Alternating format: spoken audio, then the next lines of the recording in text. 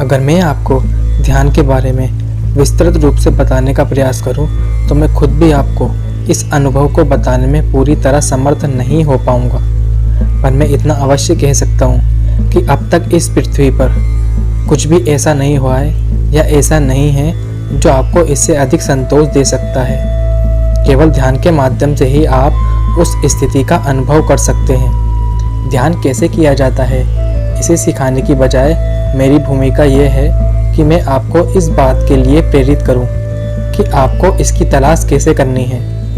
इस राह में आगे बढ़ने का हमारा उद्देश्य केवल इतना ही है कि किस प्रकार इस भौतिक दुनिया में व्याप्त चीज़ों से ऊपर उठकर हम अपने निराकार शुद्ध रूप में लौट सकें। हम में से हर कोई एक खोल में बंद है और ये खोल हमारा अपना शरीर ही है।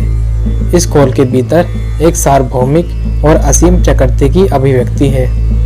हम में से हर कोई यहाँ भौतिक रूप से इस चेतना को तलाशने आया है।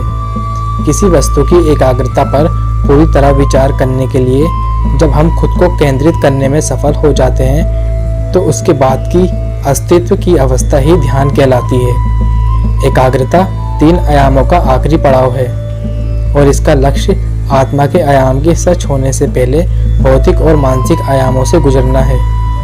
परंतु एक बार जब हम ध्यान की अवस्था प्राप्त कर लेते हैं, तो हमारा अस्तित्व पूरी तरह से आत्मा के दायरे में होता है, जो और कुछ नहीं अपितु स्वयं तक की एक यात्रा ही है।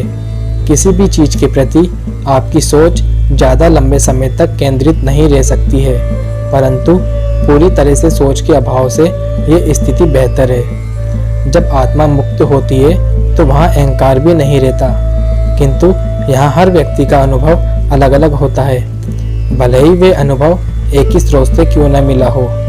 आत्मा की उपस्थिति एक संतुलन को जन्म देती है और ये हमारे आसपास की शांति का एक महत्वपूर्ण स्रोत है।